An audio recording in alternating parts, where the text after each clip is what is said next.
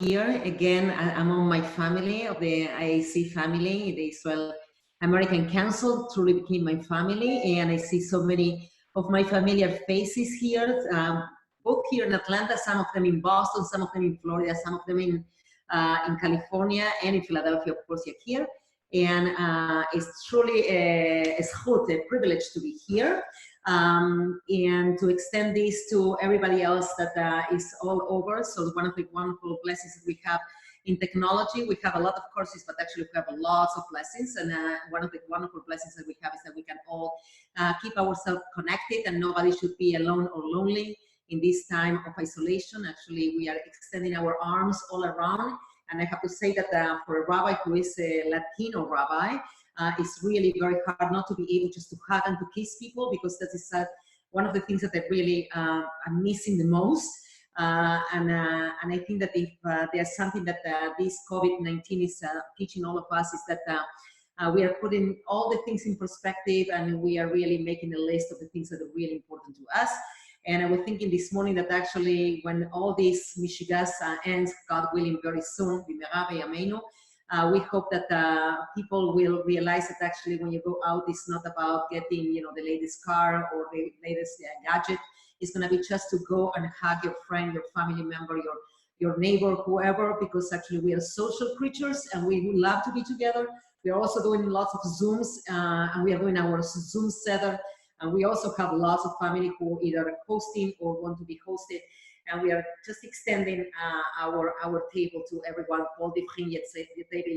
Everybody who is hungry spiritually or emotionally will come and eat with us. So we are doing that too. And but I'm so happy that the entire IAC community is also paying attention to that. So today we are gonna start with a topic that for some of you might be a little bit known, and for some others will be a little bit more like, a new impression. And it's about, I call it Grab Your Tambourine. Some of you might have something similar to this. It's called Grab Your Tambourine. And it's about the women we tell the story about, but actually the entire Pesach is the women of the story we tell.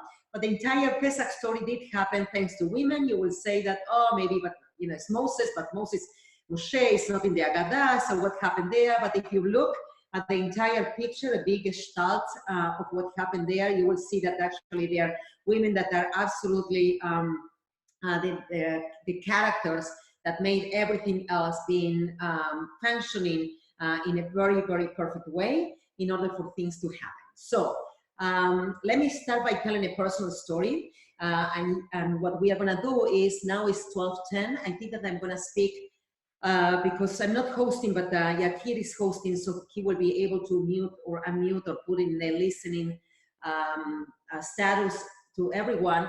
I'm going to speak for some minutes, probably for many minutes, and then I'm going to stop around like 20-25 minutes before 1 o'clock, and I will ask everyone who wants to participate to ask questions.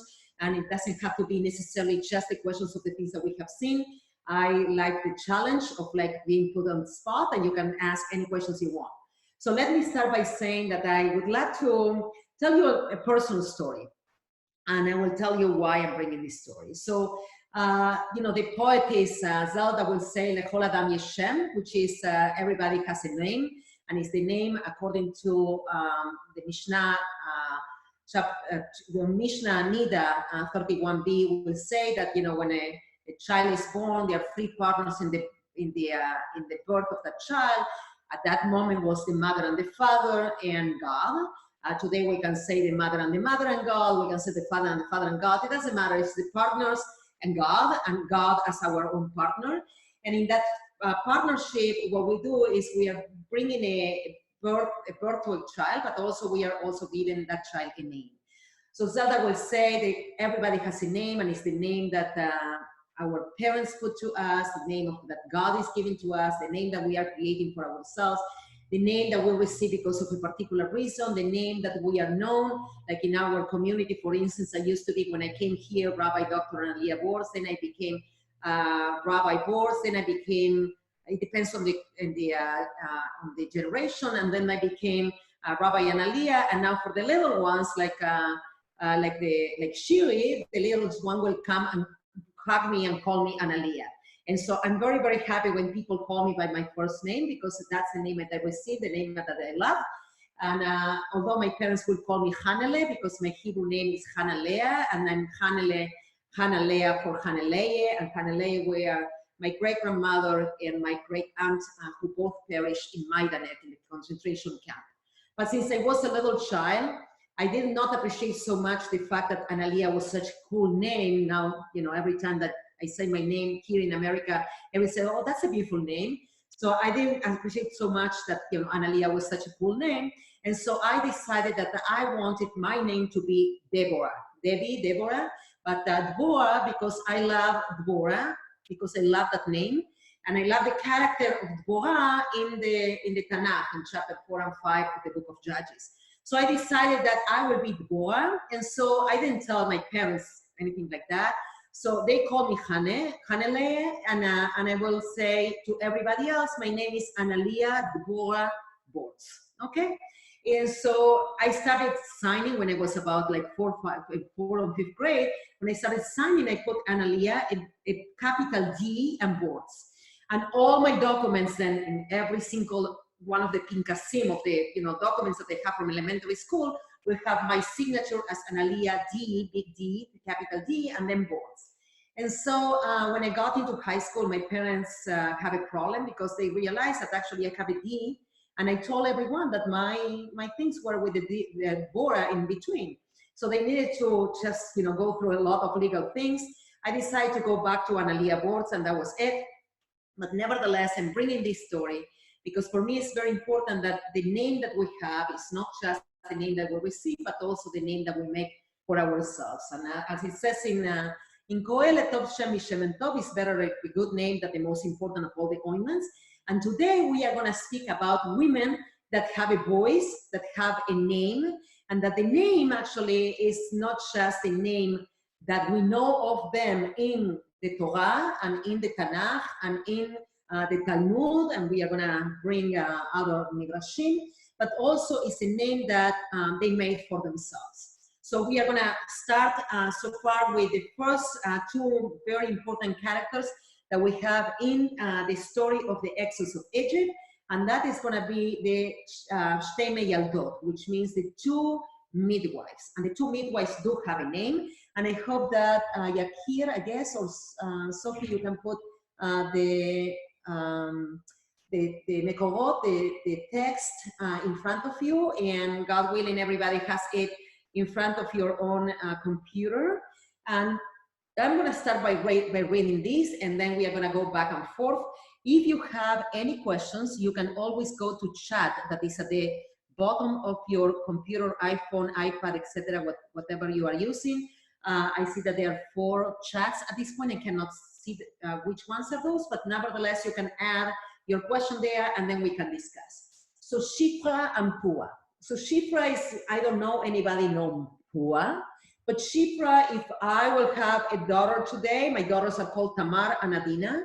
Adina Shumit actually, but if I have a daughter today, definitely one of the names would be Shifra. I love the name Shifra for many reasons.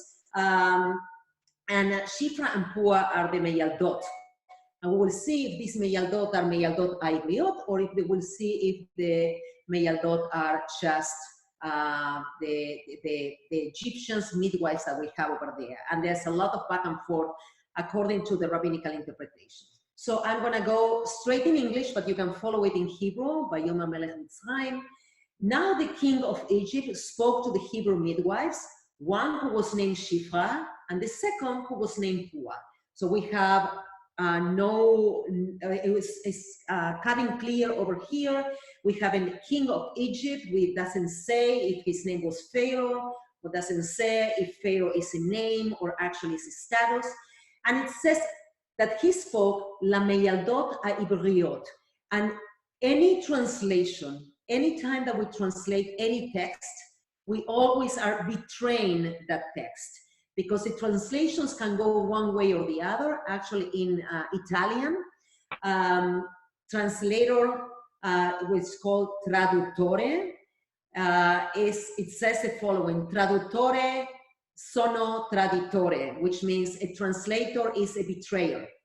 Okay, somebody who translates a text in the original text is already betraying that text. And the reason we say that is because in any translations that we might do, even if it is as pure as Robert Alter did his wonderful translation of all the entire Tanakh, every single translation already gives us a hint that something different is happening there. So you can say that in Hebrew, you can say La Meyaldot Aibriot, or you can say La Meyaldot Aibriot by understanding that they were Hebrew midwives or that they were midwives for the Hebrews. And Hebrew midwives and midwives from the Hebrews is a completely different approach to the text. One will be either Egyptian women or non-Egyptian women, but are not Hebrew women anyway, because otherwise if we can say, what about their own children? They will kill their own children according to edict, according to the commandment that Pharaoh, the king of Egypt, gave them, or they were women that actually go straight to be women that they were non-Hebrew women given to the women, to the Hebrew women. And then it says, Vayomer Vayaldechen, and he said, when you deliver the Hebrew women, if it were Hebrew midwives, you can say, when you deliver the women of your people, right? But in the text it says, when you deliver the children of the Hebrew women, and you say on the birth stool, if it is a son, you shall put him to death, but if it is a daughter, she may live. Okay, so we can, that is another edict from the king of Egypt. We know very well the story, and so so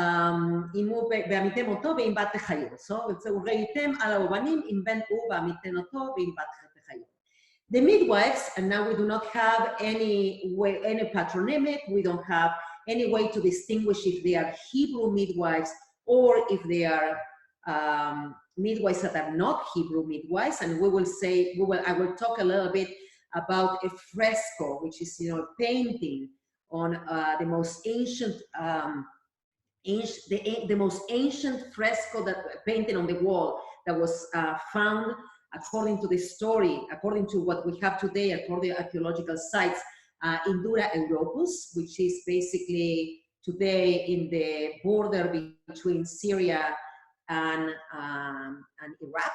That is a synagogue that was found from the year 275, but it was not found until 1920. So we'll see that actually in the frescoes that we have there, these women could be Egyptian women, or these women, according to the garments that they are using, or these women could be other women that I will speak just in a few minutes. So the midwives, however, we don't know if they're Hebrew or not now, they fear God. Now, if they're Hebrews and the story is written a posteriori, not a priori, but after the fact. So if they were Hebrew women, we know, of course, that they will be fearing God, right? But these people, even if they were Hebrew women, and this text is written at the time that the episode is happening, we do not know if these people who have been slaves for 430 years, they will be fearing God, because they don't speak very much about God in those 430 years of slavery. So the midwives, however, fear God, so they did not do as they did not do as the king of Egypt has spoken to them, but they enabled the boys to live. Now that's chutzpah. So by having chutzpah, we can say for sure they were Hebrew, but maybe they fear God, and their fear for God was stronger than the fear that they have for the king of Egypt. Who knows who they are? So the king of Egypt summoned the midwives and said to them, why have you done this thing that you have enabled the boys to live? Well, if I'm thinking of this text, I say, probably the king of Egypt will come to them, and I said, because you have not followed my commandments, the king of Egypt's commandments, this is a time for you to be decapitated, right? I mean, so Anna Bolena was not the first one to be decapitated. So anyway, so the king of Egypt, so the midwife said to Pharaoh, now we have a name, Pharaoh, Pharaoh, because the Hebrew women are not like the Egyptian women, for they are skilled as midwives. When the midwife has not yet come to them, they have already given birth. So, probably they have like wide, motnaim, wide hips, and because of that, the root canal maybe is open, and they know how to do it. And they, smart women, these two midwives, Shifra and Pua, they have the answer right away. And I said, oh, you, Pharaoh, we are not fearing you. We have already an answer against you, against your edict. And it's not our responsibility. It's that they are so fast that we never get on time. So God benefited, and that's it, right? I mean, the midwives of Pharaoh, they said that. Pharaoh doesn't do anything against them. And now the story already leads us into what we really want to hear, that is how God did reward these two women, that they were so fantastic, that they were able to save all the Jewish boys, all the Hebrew boys, among them, of course, our Moishele, because he has to be the one who will redeem the people, or at least will follow God's commandments. God benefited the midwives, and the people multiplied and became very strong. Now it took place when the midwives feared God, that God made houses for them. So now we have something that we might remember from another episode in the Tanakh, and is what we call the righteous Gentile women of the Tanakh. We have several righteous Gentile women in the Tanakh. One of them are these midwives. And thanks to the midwives, we will have also all the children that will follow the Purvu, that will follow all this birth that we have among the Hebrews. And because of that, they will all be able to leave Egypt. And among them also we'll have Moses, and we'll have the leader, and we'll have the Nabi, we have the prophet, etc. So basically, if you think of the story of the Exodus, and I will say even more, the whole collective narrative of the Jewish people, the entire collective narrative of the Jewish people, these are the women. These, maybe if they are not Hebrew, Shifra and Pua, these righteous Gentile women are the ones who made everything happen. We have other women that have made everything happen. We have, in the time of the conquest of the land of Israel, we have Rahab. If you think the whole episode closes very well. These women are coming from Mitzrayim. They are coming from Egypt. The word Mitzrayim in Hebrew comes from the word Tsar, or in Yiddish, Sures, something that is narrow. In Latin, actually, angosto, anguish, something that is narrow, something that is coming Mitzrayim, is Tsar, is the Tsures, is the Tzarot, is this moment of being in anguish.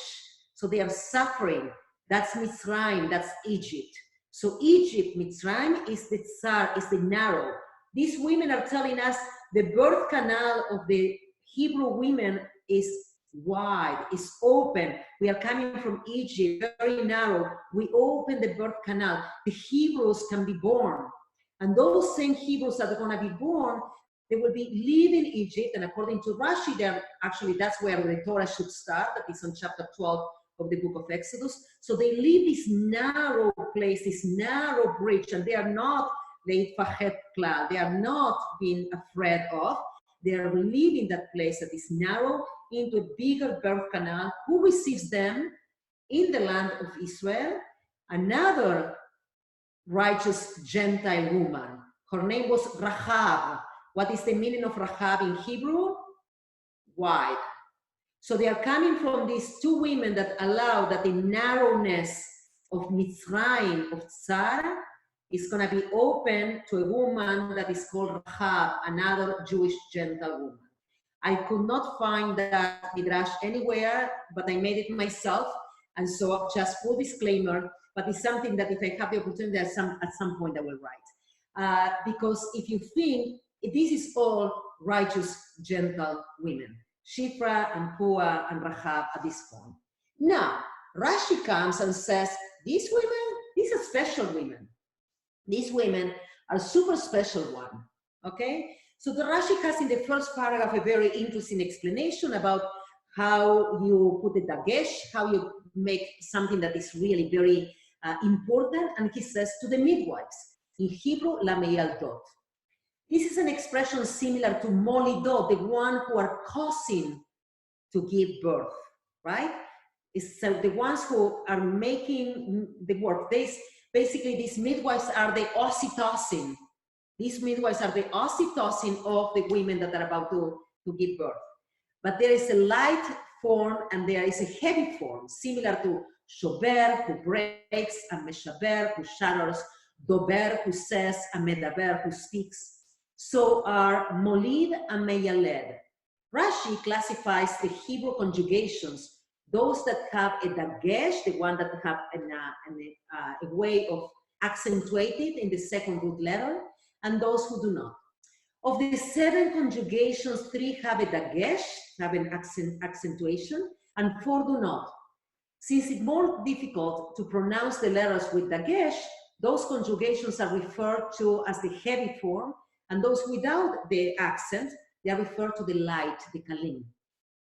And he says the following. This is Rashi. Shifra, this is Rashi. Shifra, this is Yochebed. Who is Yochebed? We do not know exactly, but we pretend, according to what we are going to see later in chapter 6 of the book of Exodus, Yochebed called Shifra because she beautified. Shifra, Meshaperet Shifra, is the same root, the newborn infant. So in the tractates of Sotah, that we can see also later, in the tractates of Sotah, we will see that Yochebed, according to the Talmud, and then according to Rashi, Yochebed, who is the mother of Moses and Aaron, we will see about Miriam, but the mother of Moses and Aaron, Yochebed is Shifra. They said her real name is not Shifra. Shifra means that she beautified the moment. She meshaperet Shifra, meshaperet, the newborn infant. And so Yochebed, the mother of Moses, was the one. So Rashi makes it very simple. He said, guys, we are not talking about the Gentile righteous woman. We are talking here about Yochebed, the mother of Moses. Pua, this was Miriam called Pua because she cried Pua and talked and cooed the newborn infant and manner of women who soothe a crying infant. Po'ah is an expression of crying out, similar to like travailing women will I cry, F-A. Rashi on Sotah 11b explains that she played with the infant to soothe and amuse him, meaning here we have Shifra, according to Rashi, based on the tractates of Sotah. Shifra is Yochebed, the mother of Moses. Pu'ah is Miriam. Miriam, we do not know exactly who Miriam was because until chapter 26 of the book of Numbers, and again in the book of Micah, chapter 4, verse 6, I'm sorry, chapter 6, verse 4, we do not know exactly who Miriam is because at the very beginning when Moses is born, it doesn't say the name Miriam, it says Achoto. It says her brother, her sister actually. It says her sister. Doesn't say the name Miriam. So we do not know exactly who Miriam is. We know that Miriam is the sister of Aaron because that is what we have in the book of Exodus chapter 15 when it says Vatikach Miriam Neviah Achot Aaron את הצוף בידה, ותצאנה כל הנשים אחריה בתופין ובנחולות, which means, and then Miriam, the sister of Aaron, doesn't say anything about Moses, Miriam, the sister of Aaron, after the crossing of the Sea of Reeds, took the tufin, took the tambourine or timbrels in her hands, and she was able to, 1 second, I'm going like this so Sophie can take the picture. She was able to take the people of Israel and to lead them in song. It doesn't say that she's the sister of Moses. Rashi has it super clear. You know, Rashi is tachlis. Rashi has it super clear. Yochebed is Shifra, Miriam is Pua, Genid, Maspik, Sidarno, we are fine, we are all. Well, there's a lot of questions over there. Okay. So I promise you, we will get to hopefully most of the questions. Okay. So here we go to the Babli. There are two Talmuds. One is it's written in Jerusalem, the Talmud Yerushalmi, and the other, or around Jerusalem, the bigger Jerusalem, and the other one is written in Babylon. So we have the two Babylonian. The Babylonian one is more got to us in a better situation because there were less distractions in Babylon than there were in the land of Israel. So the Babylonian Talmud says, and when the Holy One, blessed be He, revealed God's self at the Red Sea or at the Sea of Reeds, these children recognized God first, as it says, this is my God and I will glorify God. They recognized God from the previous time that God revealed God's self to them in their infancy, enabled them to say, this is my God. The verse states, and the king of Egypt spoke to the Hebrew midwives, of whom the name of one was Shifra and the name of the other was Pua. Rav and Shmuel, the big two Rabbunim, the big two rabbis of the two most important academies or yeshivot in Babylon. We have three big academies or yeshivot in Babylon, Surah Naardeh and Pumbedita. So the two big rabbis over there are Rav and Shmuel. Rav and Shmuel disagree because they usually disagree. So Rav and Shmuel disagree as the proper interpretation of this verse, and they said, one says that these midwives were a woman and her daughter. The woman and her daughter will be now supposedly Yochebed and Miriam. And one says, no, that they were a woman and the daughter-in-law and the mother-in-law. So this is Yochebed and not Miriam, but Yochebed and her daughter-in-law. The daughter-in-law we know is Elisheba, because Elisheba was married to Aaron. And so they said, according to the one who says that they were a woman and her daughter, the woman were Yochebed and the mother of Moses and Aaron, and her daughter Miriam. And according to the one who says that they were a daughter-in-law and the mother-in-law, the verse is referring to Yochebed and her daughter-in-law Elisheba, the wife of Aaron. We know of Elisheba because Elisheba is also the sister of Nachshon ben Aminadab. Nachshon ben Aminadab from the tribe of Judah, according to the Midrash, is the one who jumps into the Sea of Reeds, the Red Sea, the Yam Suf, and because of that, the whole Sea of Reeds opens, and because of that, the people of Israel were able to walk into dry land. So we know who Elisheba is. She's the sister of Nachshon ben Aminadab from the tribe of Judah, and she's married to Aaron. All this is in the Torah. So says the Braita, which is basically in the Mishnah, kind of. With regard to Pua, who is referred to in the verse, this is really a reference to Miriam.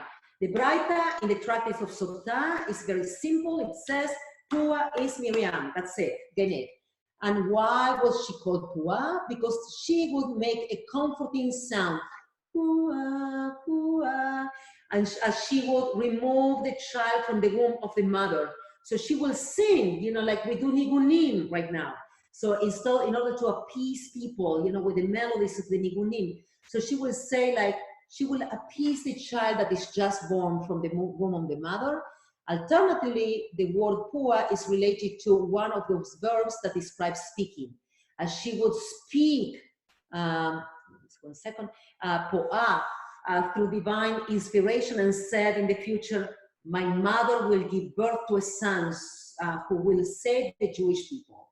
So the Talmud, we call it Vidirabad, meaning a posteriori. The Talmud already know that the tradition will put Miriam as the sister of Moses, although that's something that we can debate. And so they said Miriam is the sister of Moses. Moses is the one who leads the Jewish people from Egypt. Moses creates the collective narrative of the Jewish people. We already know about that. Let's make Pua become Miriam. The next verse relates to the instruction of Pharaoh to the midwives. And he said, meaning Pharaoh said, when you deliver the Hebrew women and you look upon the stones of Naim, if it is a son, then you shall kill him, but if it is a daughter, then shall live. The Talmud asks, What is the meaning of stones?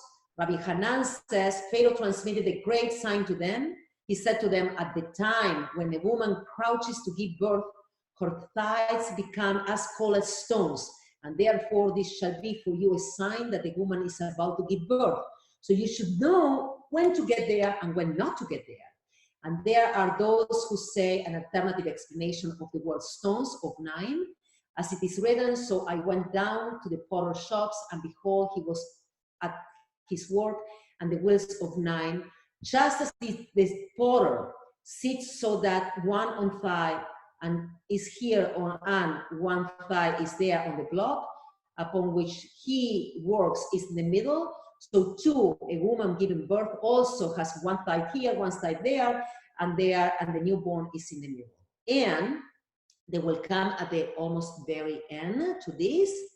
And let's go back now to the verse concludes. So go down, here, before Bat Paro. Good. And the verse concludes, but they kept the male children alive. A sage teaches, it is not only that they did not kill the children as Pharaoh had commanded them, but that they would even provide for them water and food, as the phrase, but they kept the male children alive indicates. Okay. When we go to archaeological sites, and let me just give you, because I don't think that we put it here, let me give you a little bit of a hint. When you go to archaeological sites and you can show, Yakir, I'm gonna show something on video very close to the camera. This, nod if you can kind of see this. Nod if you can kind of see this. Everybody, Naomi, Mark, good, awesome, great. So this is the synagogue in Dura Europos, also called Dura, which means dweller, okay? This is a fresco on the wall of the synagogue. In the frescoes of the wall of the synagogue, we have the story of how Moses had been saved. If you look, and we already know that these people knew about the Midrash that is in Sotah. Now the synagogue is from the year 275, and this is the most ancient one that we know of that is almost intact. The reason is because by being in a very sandy hole, S-A-N-D-Y, sandy area, these walls were completely covered by sand. And because of that, they were very well preserved. Only in 1920, these frescoes were discovered. And they all knew, and because they were completely covered before, this synagogue is not like the Hagia Sophia in Istanbul, Turkey, that became, it's the church, and before was a Muslim area, and then the church area, and the Muslim area, and church area, or the Santa Maria la Blanca that we have in Toledo, in Spain, that was a synagogue, and then the church, and then the Moros, the Muslims built it, etc., etc. This one, because these frescoes were completely covered by sand, they were not discovered, and then were rediscovered after the archaeological sites were, by British people, they were uncovered. So you can see the story of Moses over here, how Moses was saved. And you can see the actual Meyaldot Ivriot, which are these two women, these Meyaldot Ivriot, which are these two women that are, it's hard to see, but you can go online later, that are dressed up exactly like Miriam and Yocheved. So they already knew this Midrash. We already know that in 275, they didn't know Rashi because Rashi is 800 years later. But they knew that Masechet Sotah thinks that this is in the border between today's Syria and Iraq. So this basically is in the area that the yeshivot were. So they knew already that Masechet Sotah did exist, or they were even writing Masechet Sotah at this moment. They were writing the text of the Talmud. And this is how, when they paint, there's no God, obviously, here, but they paint the the two midwives, they paint them as Miriam and Yocheved. Okay, so the two midwives end up being Jewish, and they are Miriam at Yocheved, the same way that we have in the Talmud. And how does it look? Pharaoh doesn't look like we think of Cleopatra, Liz Taylor. Pharaoh looks actually like the Saracens of the time, like the Zoroastrics of the time, because that's the time that they are living. At that time, Zoroastrianism was the religion of the place. And so they make Pharaoh look as a Zoroastric king, okay? Which is very interesting, and that's why archaeology is so fascinating, because you can learn much more from this fresco. I mean, archaeology when it's authentic, okay? You can learn much more from this fresco because you relate this to the rest of the text that we have later, or we receive later from the Talmud. So this is, okay? Even more than that, we don't have Moses in our Agada, right? And the reason we don't have Moses in our Agada is because we want to make absolutely sure that the one who took us of Egypt is God and not Moses. But when you look at the frescoes of the Dura Europa's frescoes, I mean the synagogue, what you look is to here. Everything is very, very, very small, except for this guy who looks black, because he was in the desert and he looks black. He is the biggest guy of all. Everything else is very, very small. But this gigantic guy, and who is this? This is Moses. For them, in the 3rd century of the Common Era, the big winner of the entire Exodus is Moses and not God. And we don't have that in the Agadah. Or the whole development of the Agadah becomes much later a completely different thing. So because of the time, that this is the time that I should stop, I will not stop, okay? So now, Yakir, you are our Moses here. Do we have a little bit to go over, or we have to cut in 15 minutes, 16 minutes? Yeah, we would need to end at in 15 minutes, but meanwhile, I think it will be incredible. We had here a lot of chavruta during your teachings about different words and things like that. And I just saw a small question, a technical one from Dikla. Who is the guy next to Moses in this picture? The last one that you show us? Aaron. It's Aaron. Okay, his brother. Yeah, and this is a very important question. Why is Aaron smaller than Moses? That's a very important question. Why is Aaron smaller than? Because Aaron becomes the priest. The priests are in charge of the temple. The temple is in Jerusalem. The centralization of the ritual is destroyed. That was in Jerusalem. So Aaron is small. Moses, the political side, is big. So for them in Babylon, Moses is the big guy. Aaron is small because we don't have Jerusalem anymore in the 3rd century to do sacrifices at the temple. So let me resume what you have. I mean, I'm going to do like a short explanation of everything else. So, and that's in the next 5 minutes. In the next 5 minutes, I'm going to show the following. First of all, Bat Pharaoh, the daughter of Pharaoh, her name in Hebrew is Bat Pharaoh, period. That's what we know about her. The Talmud will come and says, the Nile was not a Nile. The Nile is where Bat Pharaoh went in before receiving Moses in order to convert to Judaism. Yiddish Kop, okay? That's a Jewish sechel, okay? They said, Bat Pharaoh is a nice Yiddish Meidale, but she cannot be a nice Yiddish Meidale, a Jewish woman, because she's the daughter of Pharaoh. So the rabbis in the Talmud said, like, how can we make her be a nice Yiddish Meidale? So they created this story of like, she went to the Nile because the Nile became a mikveh. She converted to Judaism to be a Hebrew woman, and then she was able to rescue Moses. Amen to that. This is incredible. In my eyes, she's another Gentile righteous woman.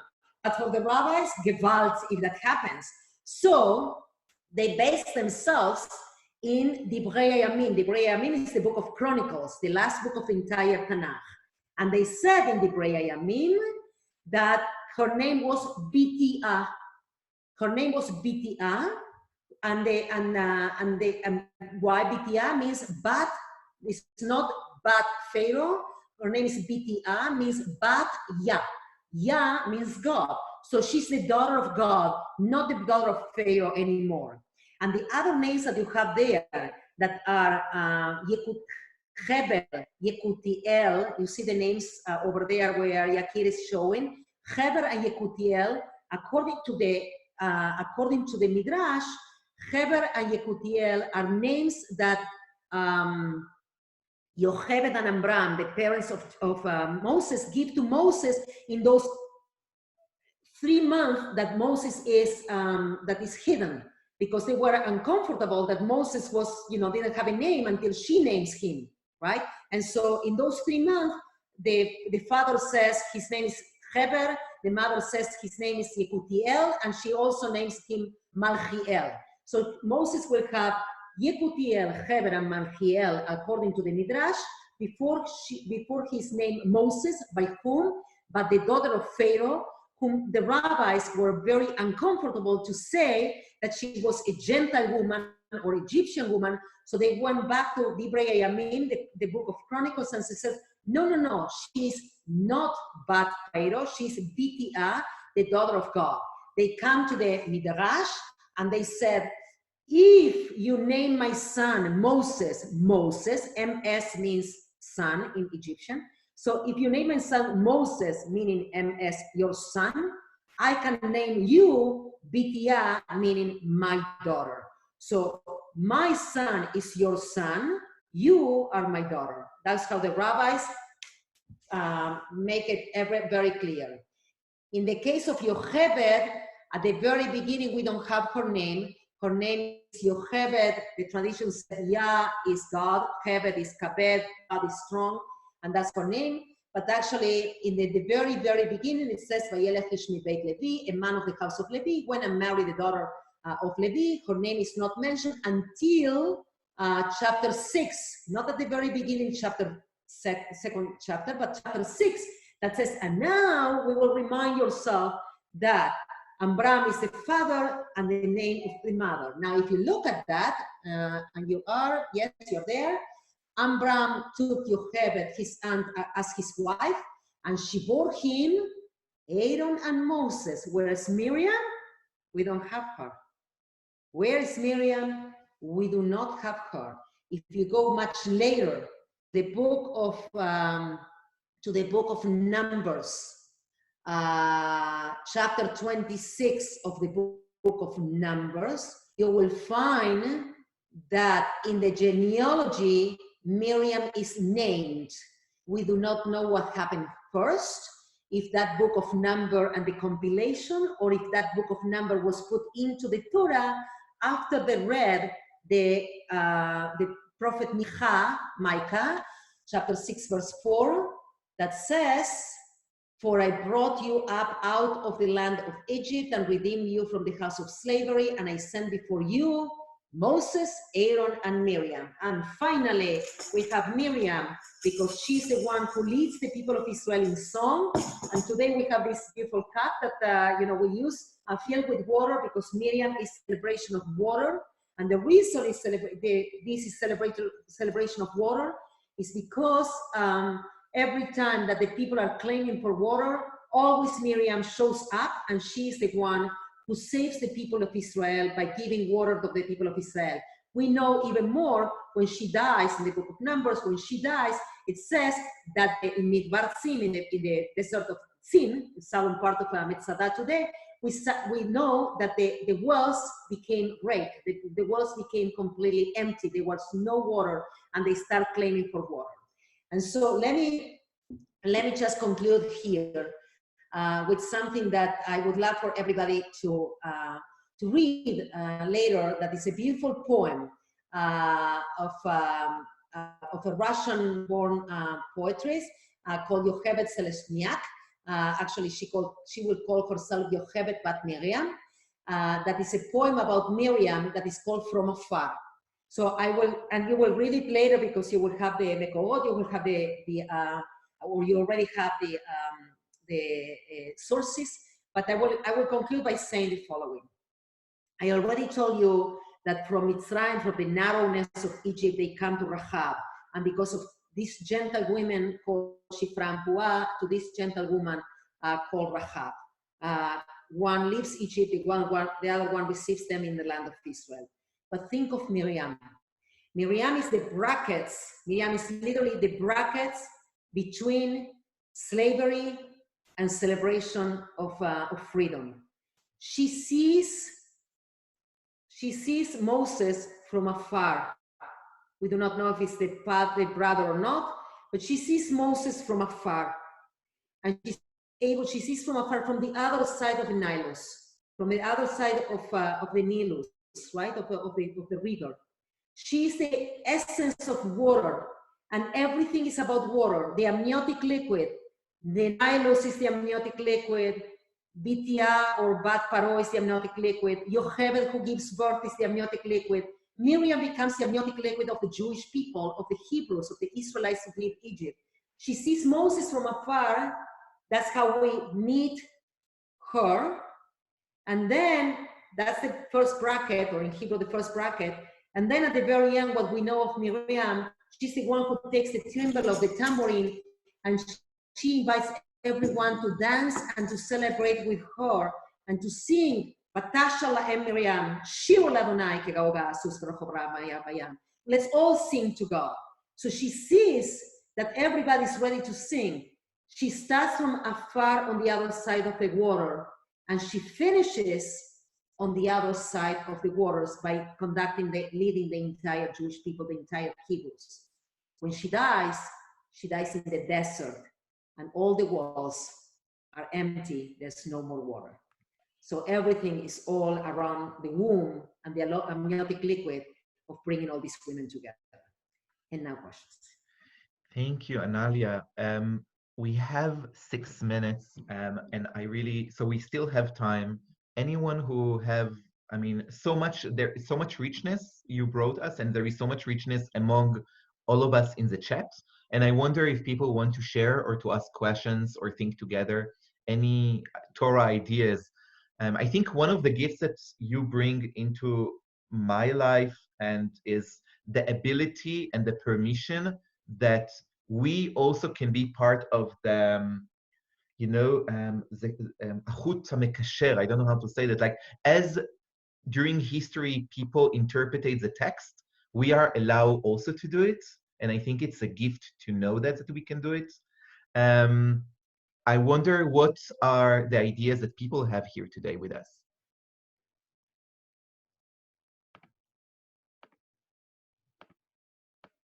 So I see some of the incredible, beautiful comments that we have here. In the Talmud, Moses, his name is Chutzpit, from the word chutzpah. I love the biblical term Batiraena, which means that they fear God. And I think that there's a lot of these things of the chutzpah, because actually Moshe later, when God is about to kill all the people, Moshe will come to God with this chutzpah and say, like, how do you have the chutzpah to kill the people that you make me take in, for 40 years? And God repents God's self with teshuvah and says, I'm forgive all of you because you are right. So that's that sense of chutzpah, of not contempting ourselves with this is the only answer. And I think that the entire Talmud, 63 tractates of the Talmud, is because the rabbis did not take the Torah in a very, dogmatic way. So like, this is what is written and this is what we accept. We have a lot of food for thought just to, to think about this. And it's not just that way. Also, there's a contraction, and the rabbis are also talk about the Lameyaldot Aibriot or Lameyaldot Ivriot. And there's a whole discussion if it is hay, is because God gets to them, and it's the hay of God, saying it's Haibriot because God transformed them in Hebrew Meyaldot. And so they just play with this incredible way of looking at the Hebrew as well. So there's also food for thought about how the rabbis did not say like, oh, they are either Hebrews or non-Hebrews. We have a lot of other people as women, as I mentioned, Shifra, Pua, and Rahab. We also have Yael. If you think of Yael, she's the one who who kills Sisra, and Sisra is one of the biggest guys, right? And she's also a righteous Gentile that we have. So we have plenty of women, definitely, that they make history in a different way.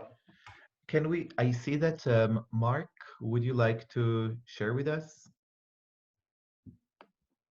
You have to unmute. I see, I saw a hand. I don't want to, I just saw a hand, so I wonder, or maybe it was just me. Okay. That's Mark Bill. Yes. If you want to ask a question, you have to unmute yourself. No, you're fine. We're fine. Great. Okay. Thank you. Yeah, that's good.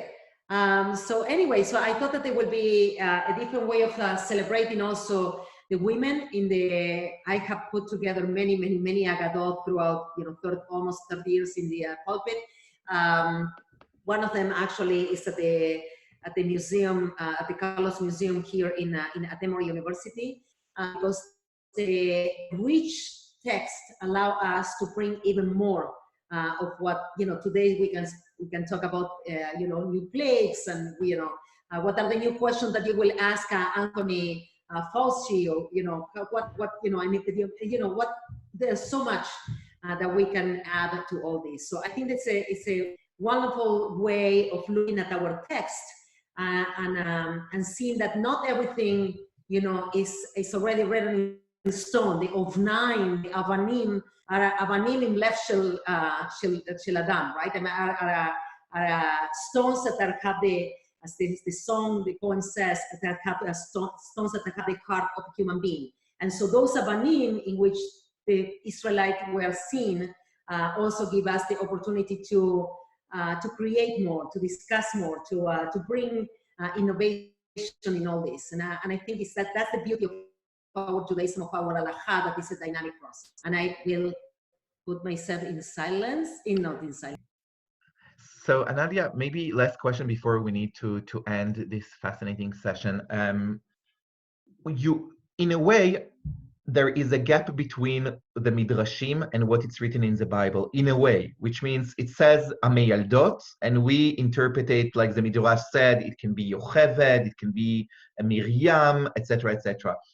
I wonder, in general, teach us, because we also want to interpret it. And I think one of the questions that now is Israeli-American community, I can speak about the Israeli-American community, when we are coming back to our text, there is a question of like how much we are allowed to interpret it and how much we need to really see it as the text, in the text.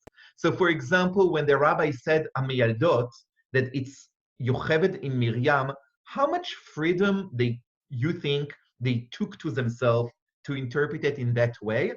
And because if they really took a freedom to interpret it, are we allowed, you think, also to do it? Can we come to the Passover this year and to say, this is what I feel toward the text? Okay, that's a fascinating question.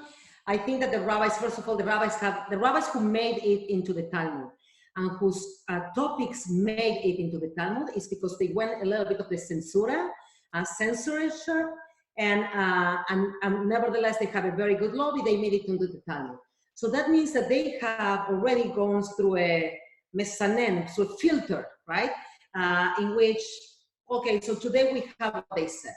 So that is a wonderful, inspirational way for us to say, okay, I don't care about making it into the Talmud because the Talmud is gone, but I do care about bringing my own perspective. Now, how can I bring my own perspective without erasing the traditional way of doing?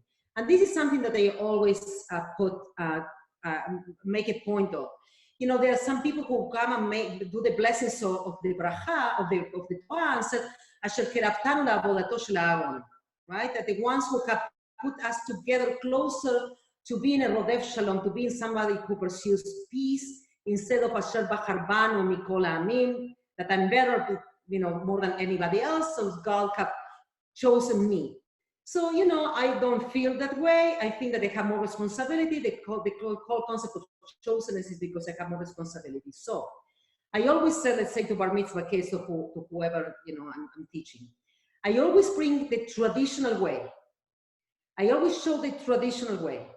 Asher bacharbanu mikol amin, and you can now say Asher bacharbanu mikol amin, and besides that, you can say Asher bacharbanu in kol amin, that you have chosen us with everybody else, or you can say Asher kerabtanu la'avodato, as long as you already know the traditional way. So I take my ke'ara shel Pesach, I take my seder plate, and I put the zroa, I'm vegetarian, so I put a beet. Instead of the zroa, it's a vegetarian thing. I put the zroa, I put the egg, I put the parsley, I put, all the 6 traditional things, the charoset, etc., etc. I have that, it's there, it's in front of everyone, I go around. In addition to that, I put the orange, because it's the feeling of the society and it's about inclusiveness. In addition to that, I put an olive, because it's about the land of Israel and the beauty of the land of Israel and the possibility of making peace between brothers and sisters in the land of Israel. In addition to that, I put the egg is already there. I put an apple, because in the Renaissance time, it became the symbol of Garden of Eden. And for me, it's the symbol of having eaten from the apple, so actually having the freedom and the consequences of choosing the good or bad for ourselves. So I put an apple as a symbol of freedom in my case. And now, for the first time in my seder, in my ke'ara, I'm going to put a banana. And the reason I'm putting a banana is because you probably remember that in a few months ago, there was a very dramatic picture of a little Syrian kid, refugee from Syria, that died on the shore, actually that was found dead on the shore of the ocean. And that father actually lost 2 children, one a 3-year-old and one a 5-year-old. And these kids didn't have too much at home, but they love bananas, as other kids love chocolate, and they love banana. The father, when he had the opportunity to buy 1 banana to split among his children. So for me, this year, I'm also putting a banana for the refugees. So I have the seder plate, and I put the 6 traditional things. I want my children, and God willing, my grandchildren to know that these are the 6 traditional gifts that my ancestors put. In addition to that, I put the orange, the apple, the olive, and the banana, because I want also my grandchildren to know that it's not just about us, that the world is much broader. And so, so I always do the traditional, but I because I want that to be clear, but I bring myself the opportunity to bring more things without taking away the traditional. Rabbi Analia, I think people here could stay for another 2 hours. It's fascinating.